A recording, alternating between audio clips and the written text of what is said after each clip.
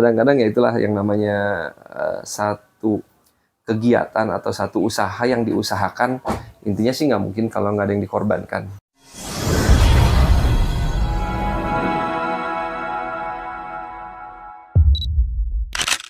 Khalir.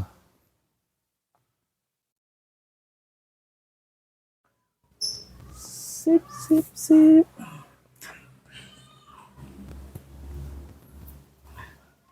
Kenyalin kana.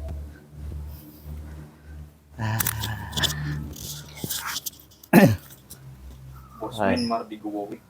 Wih, bosman. Jadi Andi tuh. Tenang Pak, Oh, santai. gimana santainya? Santai. Ya alhamdulillah sekarang teman ayah main ke rumah teman ayah ya. Teman ayah. Ini salah satu teman ayah yang luar biasa nih ya. Ini suhu dari segala suhu. Biasa di luar. Biasa di luar. Alhamdulillah teman Pak Randi ya sudah diizinkan untuk kita sesutingan di dinya, nge-podcast di dinya. Betul. Enakin tempatnya asli ya, ya tuh terasnya kayak gini.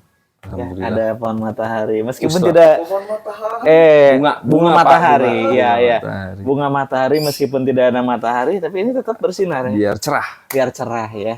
walaupun uslap. Karena matahari itu bukan gumpalan api, bukan ya, Pak? Bukan, betul. Cahaya ya. Udah notice. Ya, alhamdulillah. Assalamualaikum warahmatullahi wabarakatuh. Waalaikumsalam warahmatullahi. Alhamdulillah, rabbil alamin. Sekarang kita sudah mendarat nih daerah di Cihanjuang. CHJ ya, istilahnya CHJ. Nah, sih disebutnya CHJ sih, Pak? Disingkat aja. Oh, disingkat. Biar cepet ya. Oh, Cihanjuang, CHJ. Cihanjuang. Oh, iya. Cihanjuang. Iya. Cihanjuang. Iya. Nggak tahu juga kenapa sih, Pak. Antum di sini udah berapa lama tadi? Kalau jadi orang Cihanjuang udah 11 tahunan. 11 tahunan. Iya, 11 tahun lah. 11 Dari tahun. awal nikah. Awal nikah Karena di sini. aslinya di Curug Cimahi. Orang Curug. Orang Iya. Curug. Enggak, waduh, di atas satu. Curug Cimahi. Curug Cimahi. Curug Cimahi. Cisarua. Cisarua. Jadi kecil tuh gedenya di sana. Berarti sok iya ngangon mangki berarti didinya. Enggak, karena nggak perlu diangon. Oh. Pasukan semua. Eta kan banyak di ini. Ya, malah sekarang kan jadi problem masyarakat lah. Karena nggak ada makanan. Jadi pada nyerang rumah warga sebetulnya. Oh, sekarang teh. Iya. Yang kemarin juga emang udah ke perhutani juga bukan bagiannya. Ternyata ke BKSDA, BKSDA tuh. Badan Konservasi dan Sumber Daya Alam. BKSDA Jawa Barat. Jadi itu yang handle monyet-monyet liar sebetulnya. Oh gitu. Ya. Ada BKSDA. BKSDA itu khusus. Iya. Betul. Itu kan pernah jadi masalah tuh di Dago ada monyet yang diracun. Nah, anak kepikiran kemarin mau diracun juga. Kan itu makhluk Allah juga kan ya? Kasihan. Iya. Kan ada pernah kasus ada saudara ini juga gitu. Oh gitu. Diracun tuh, dimakan sama anaknya racunnya. Oh, Ada kasus kayak gitu ada. anaknya meninggal tuh berarti. Enggak, anaknya dibawa ke rumah sakit, Pak. Dikasih racun apa gitu. Kan ada kejadian kayak gitu juga. Wah, astaga. Ya jangan main-main lah sama makhluk Allah ya. Iya ya, meskipun dia kan makhluk Allah tuh indah ya, tapi kalau tidak Terjaga terjaga bisa jadi kelestarian hama, bisa alam. jadi hama. Betul. Itu ya makanya ke KSDA. BKSDA itu bisa dicatat. Nah, sebelum ke sana Pak Randi, Anda pengen tahu dari ini kebiasaan dari teman ayah. Teman ayah teh kenal maka sayang. taruh. Ini ya kan? Langsungnya to the point ya. Iya, Masya Allah. Taruh itu kan mengenal Iya, satu sama benar-benar. lain. Betul taruh itu ya. Nah, Betul. nama kan Randi apa? Andrian. Randi Andrian. Andrian. Nah, arti dari Randi Andrian apa nih? Itu mah Yang antum sebetulnya tahu ya? Yang saya tahu itu cuman penggantian nama aja sebetulnya Pak waktu itu. Penggantian nama Dulu pernah ganti nama aslinya tuh saya tuh Bang Andrianto sebetulnya. Bang Andrian tuh. Iya. Orang Jawa mirip-mirip orang Jawa pakai THO belakangnya juga udah Bang Andrianto. Andrianto. Iya. Terus diganti jadi Ganti jadi Randi Andrian tuh. kenapa diganti? Nggak tahu ya dulu kenapa ya. Pokoknya minta diganti aja sama orang tua tuh dulu. Oh, sama orang tadi. Aktu berarti semua diganti deh. Nah waktu masih kecil sih. Oh. Akte sempat ganti emang. Diganti akte doang. Ya gitulah. Tapi Pak namanya Bang berarti ya Pak manggilnya. Bang. ini baru dibuka di sini nih pada saat ini. Ini belum buka di mana-mana nih. Ternyata Pak Temen Bang. SMA yang tahu nih. Temen kuliah nggak ada yang tahu. Oh, temen SMA kenapa tahu? Iya kan anak cerita kalau teman SMA kan banyak teman SMP ke SMA jadi udah pada tahu lah. Dulu SMP SMA di Cisarua aja, Cimahi. SMA di Cimahi. SMP 3, SMA 1. SMP 3, SMA 1 Cimahi. Terus Betul. kuliah Di Unpad, UNPAD, jurusan apa? komunikasi. Pantesan komunikasinya luar biasa Pak Randi ini. Nanti jadi hostnya teman ayah nih. Belum. Jadi MC mah belum. Tak jadi MC mah. Iya, kenapa sih antum tuh? Padahal kalau ngobrol tuh humble ya, Pak Randi, bener tuh? Ngobrol tuh ya, teman ayah setuju ya. Pak Randi tuh kalau ngobrol humble. Wah, kosakatanya banyak kayak Anies Baswedan tuh. Bener kan? Buset tuh jauh banget dah. Iya, kosakatanya Iya, banyak iya, kan. betul. Tapi namun di titah MC lompat. Lompat bener. Tilawah. Astagfirullahaladzim. Kenapa Pak? Kenapa? Ada trauma dengan MC? Ente sih Atau punya sebetulnya. mantan MC gitu sebelumnya MC? BC. Itu atuh. Ente. Belum nggak ada why-nya sih sebetulnya. Cuman karena memang merasa belum percaya diri aja. Oh, Kalau dulu mah emang kan sebetulnya mah public speaking itu emang diajarin di salah satu materi SKS lah gitu. Kuliah mata kuliah, matkul semester berapa gitu. Diajarin sebetulnya public speaking. Ada juga beberapa poin tentang yang impromptu segala macam itu diajarin sebetulnya. Cuman karena memang nggak terbiasa aja. Sebetulnya butuh kebiasaan sih untuk public ini speaking ngomong itu aja lancar kayak yang gini. memang butuh skill sih kalau menurut saya mah karena TikTokannya sama MC kan beda ya sama kita bicara gitu sebetulnya mah. Jadi Ana belum terlalu menguasai audiens. Dulu Belum bisa. Antum kuliahnya tahun berapa? 2006. 2006. Oh, belum. Aneh sempat nggak jadi guru tamu di Unpad dulu. Masya Allah, guru tamu. Guru tamu di Unpad karena Tahun berapa itu? karena guru aneh nggak bisa. Langsung walaupun menawar, menyamar. Ya kumaha deh ada anak buah makan ke rumah bapak buah. Harus siap ya. Bro, Masya Allah. aneh tuh bisa, antum badal. Datang, cewek-cewek luar biasa ya, zaman dulu ya. Iya. Luar biasa itu di Unpad. Di Unpad kayak gitu, Pak. Karena aneh di teknik, kalau di teknik tuh jarang ketemu dengan akhwat gitu. Betul. Apa ada pesanan? Biasa, ini sponsor. Oh, sponsor. Oh, ini ada sponsor masuk nih. Masya Allah nih. Sponsornya lah. Oh iya, hati-hati. Nuhun, A. Kenapa mangga ya? Emang di sini ada pohon mangga gitu? Enggak. Apa mangga? Mangga biasa. Oh, Sunda. Sunda, sila. sila. Sunda atau mangga tuh permisi. Permisi, mohon. Oh iya. Banyak istilah ya.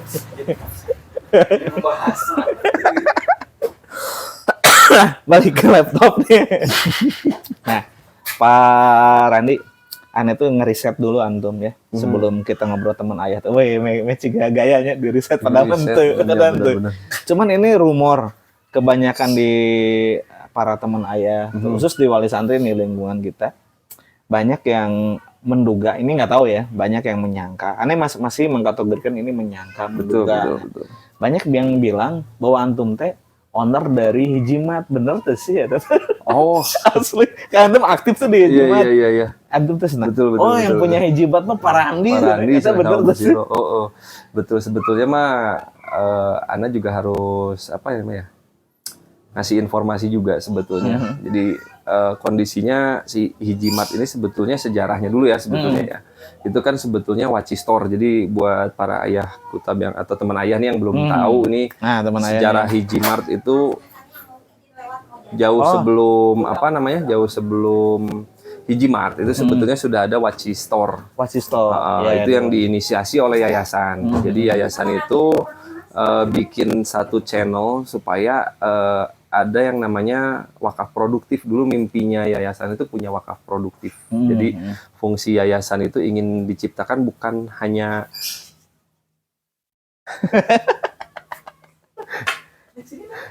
jadi bukan hanya untuk lembaga pengumpul dana, tapi dia juga bisa menghasilkan atau mendapatkan dana dari memang usaha yang diusahakan gitu lah. Jadi konsepnya itu dulu itu keren lah kalau menurut Ana gitu. Jadi cuman memang pemanfaatannya dulu Waci Store itu memang kalau menurut Ana sendiri sih belum maksimal karena memanfaatkan sumber daya manusianya yang itu aja dari yayasan juga gitu. Jadi belum maksimum. Yang dijualnya pun belum terkategori sebagai sebuah warung yang memang proper lah dulu. Kalau misalnya di video nanti kita bisa share tuh adalah foto-foto atau Waci sebelum Hijimart gitu. Ada di Instagramnya Hijimat, bisa dilihat ya. Ya Anda pernah kepoin? Pernah kepoin ya di Pernah kepoin juga kan, pernah lihat kan? Ada yang posting, Mana Pak. ada yang ada. Di temen ayah nggak ada rahasia-rahasiaan. Iya benar. Itu bisa dikepoin di Instagram Hijimat, ada foto-fotonya. Bisa dicek di Instagram Hijimat. Jadi bisa mengetahui perubahannya seperti apa. Kenapa kita pengen ngerubah nih? Sebetulnya Ana sama istri itu punya background apa namanya tuh di retail fashion sebetulnya. Cuman nggak ada hubungannya sama retail modern lah seperti Alfamart. Atau Indomaret gitulah posisinya ya. Jadi itu yang udah common ada dan itu yang memang jadi benchmarknya si Hijimat ini sebetulnya mah untuk menentukan positioningnya ada di mana sebetulnya. Nah itu memang yang kita inisiasi di awal sebetulnya. Kita riset juga sih sebetulnya apa sih yang dibutuhin dari wali santri juga sebetulnya kan gitu. Kenapa sih dari warung ini kurang proper, kita cek dari wali santri yang memang komplain nih gitu kan.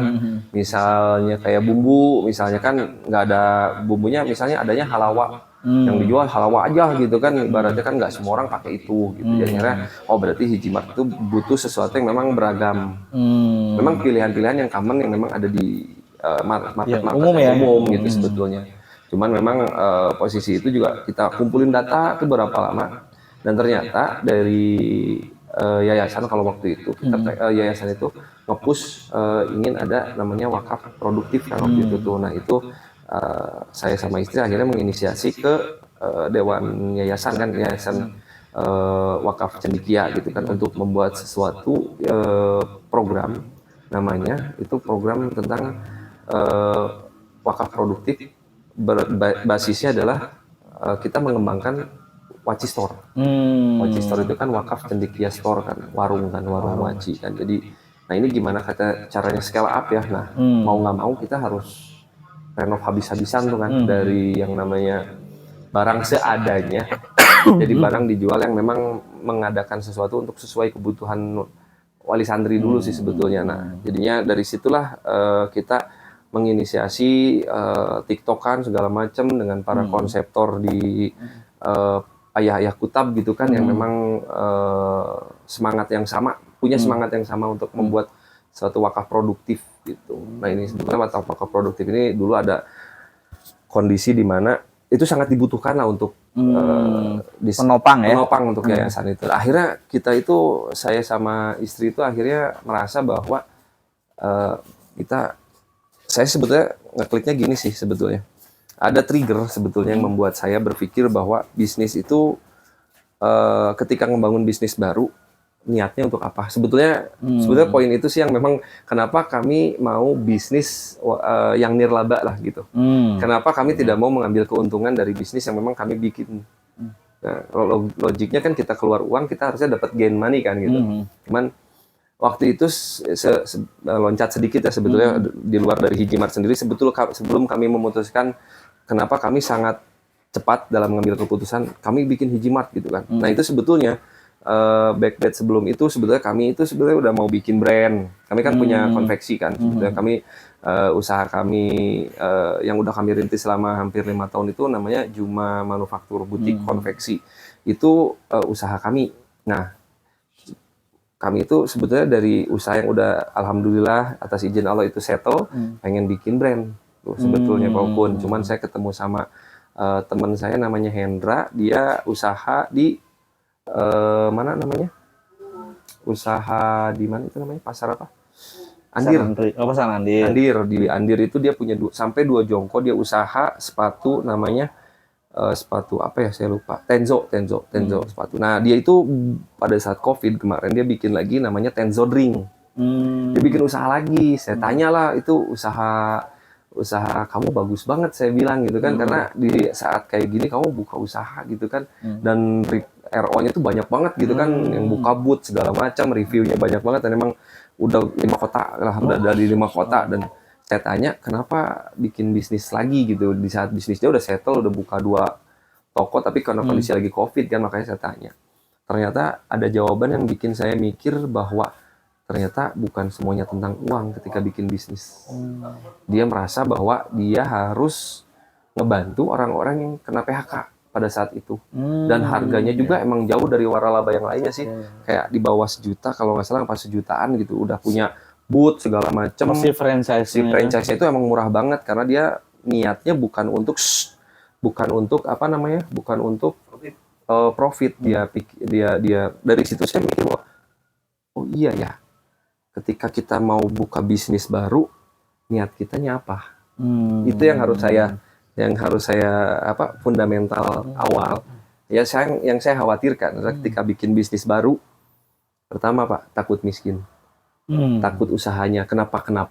Jadi saya minimal punya cadangan basic apa, logis sih, manusia selalu membuat cadangan sebetulnya. Fitrahnya kayak plan, gitu ya. nah, itu sudah sangat fitrahnya sekali, karena memang ya seolah-olah mobil pun nggak tenang kalau nggak berangkat nggak pakai ban cadangan kan gitu.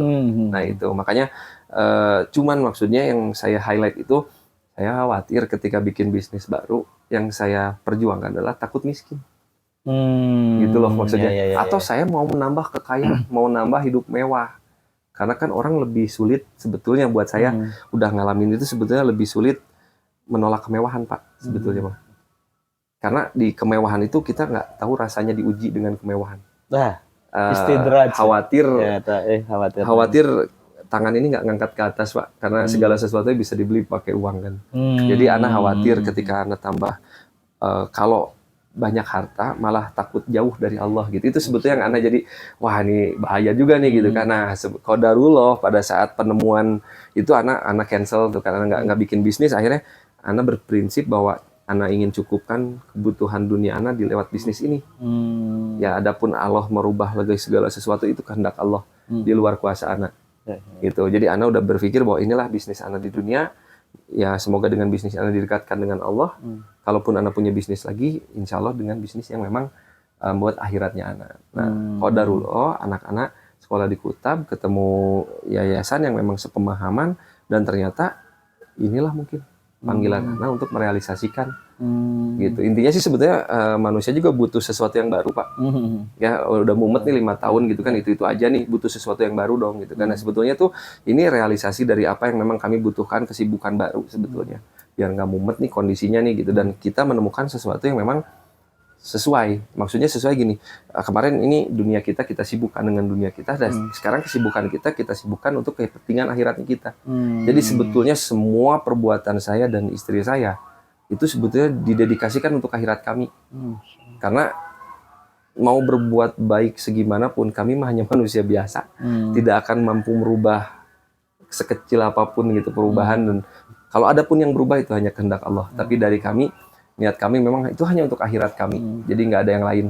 Jadi kami berbuat seperti ini buat apa sih gitu kan, capek-capek buat akhirat kami, udah selesai. Semoga itu jadi saksi buat meringankan dosa-dosa kami di akhirat. Jadi sebetulnya Hijimart itu dibangun untuk yayasan, niatnya kami. Nah, jadi seperjalannya Hijimart ini, ketika dia dibangun kondisinya belum ada apa-apa, kita renov segala macam. Nah akhirnya ketemulah si Hijimart ini dengan apa namanya, prototyping. Itu Pak Agus Widodo pernah bilang ini adalah prototyping dari wakaf produktif. Jadi yang pertama ditelurkan oleh yayasan itu adalah Hijimart. Nah, banyak sih bisnis-bisnis lain yang lain mungkin belum bisa disebutkan di sini sama saya, tapi di Hijimart ini alhamdulillah menjadi yang pertama sebagai proses penginderaan dari apa yang dicita-citakan. Dan alhamdulillah ketika jadilah si Hijimart ini, saya menginisiasi bahwa ini adalah prototyping dari Hijimart itu 1.1. Nah ini kenapa harus ada 1.1 itu karena ada timeline. Jadi sebetulnya saya sudah berbicara dengan Pak Guswid itu bahwa kita akan membuat satu namanya timeline dari wakaf produktif yang dibentuk. Nah jadi si Hijimart ini timeline berdirinya ini di 1.1 itu apa aja Pak? Berdiri tegak gitu kan, kondisinya udah ada barang-barang, semuanya udah proper, udah seperti minimarket beneran, pakai software, udah pakai scanan, udah pakai QRIS, metode pembayaran semuanya juga bisa kan gitu. Di Hijimart itu yang kita lakukan di 1.1. Memang waktu itu kami sih pengennya itu sebetulnya berwakaf itu yang kebayang sama kami simple. Bangun Hijimart, jadi kita wakafin semuanya. Selesai kita urusan gitu kan, beres urusan anak, nggak perlu ada belanja, nggak perlu terlibat gitu. Anak dipikir anak begitu Pak, ternyata dari yayasan dari yayasan angkat tangan, jangan ditinggalin dulu katanya.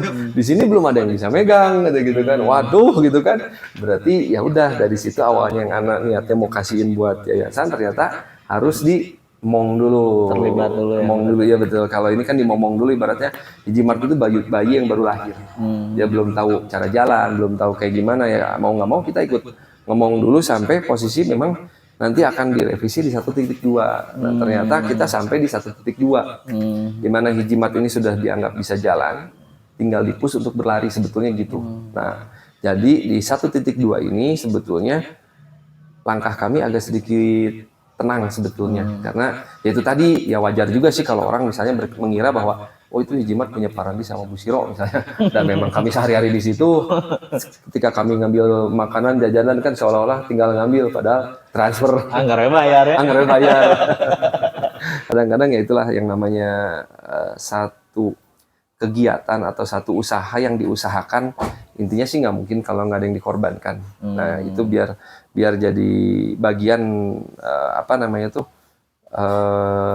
kami gitu berkhidmat di yayasan ini sebetulnya, dan kami juga menunggu para wali santri memang yang punya pengalaman atau yang punya skill memang yang ingin memajukan Hijimart, mangga gitu, karena Hijimart itu sudah bukan punya kami lagi di 1.2 ini.